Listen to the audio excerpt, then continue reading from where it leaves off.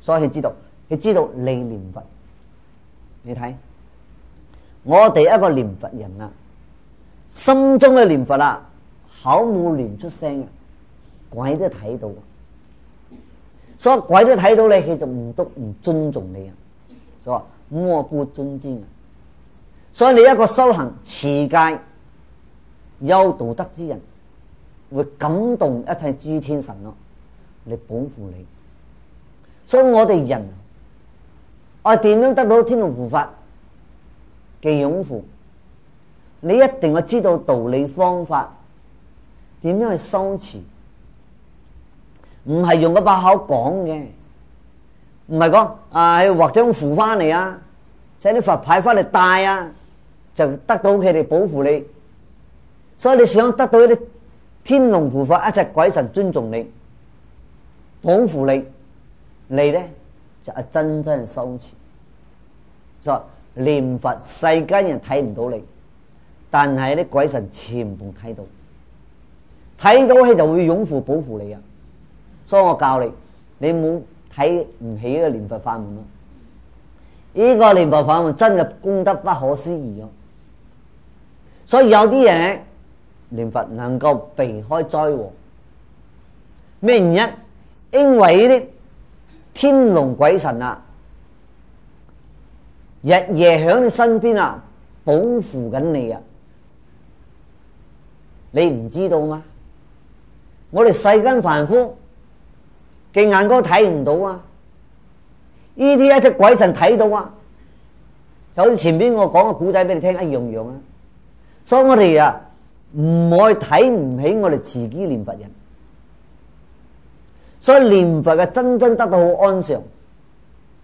念佛人真正能夠避開一切嘅災難，係事實都冇錯。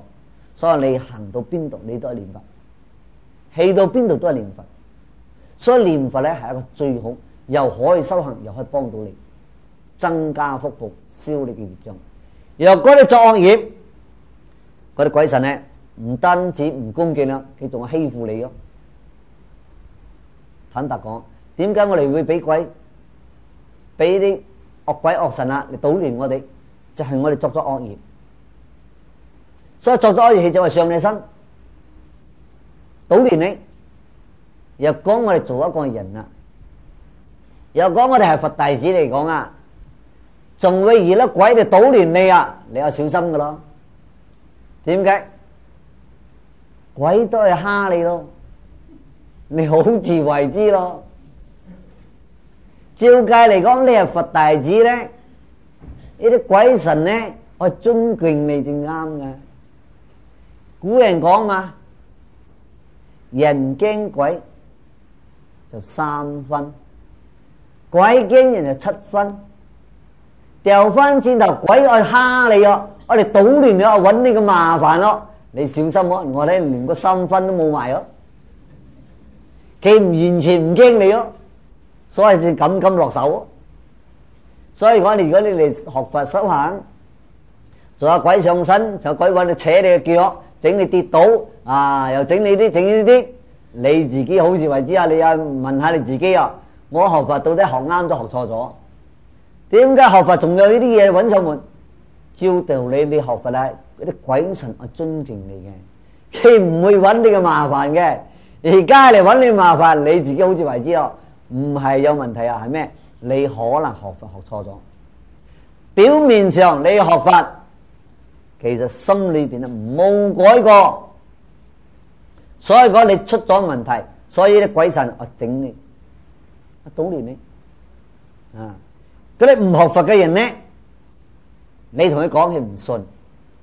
我哋學佛嘅人咧，若果你哋碰到咁樣問題，你自己愛反省啊，愛懺悔啊，愛改過。所以講你唔使嚟去問人哋啦，你問你自己曾經做過咩事情。所以講咧，持戒嘅人咧，得到一啲鬼神諸天啊嘅菩薩咧，會擁護你、尊敬你。所以講咧。最跟住講啊，你講領頭生火中，利劍割肉，慎莫妒忌人之善，其罪不小，慎之慎之。呢句話係警惕我哋所以講咧，警惕我哋乜嘢？一切鬼神自然咧就恭敬保護你，寧可你自己投身響大火嗰度燒死用好利嘅劍自己割死自己都唔信好痛苦所以講咧，呢句話就講你唔好去妒忌人之善所以講我小心警醒自己，唔好妒忌善人善事若果你妒忌人哋善人善事咧，你嘅罪唔少所以你罪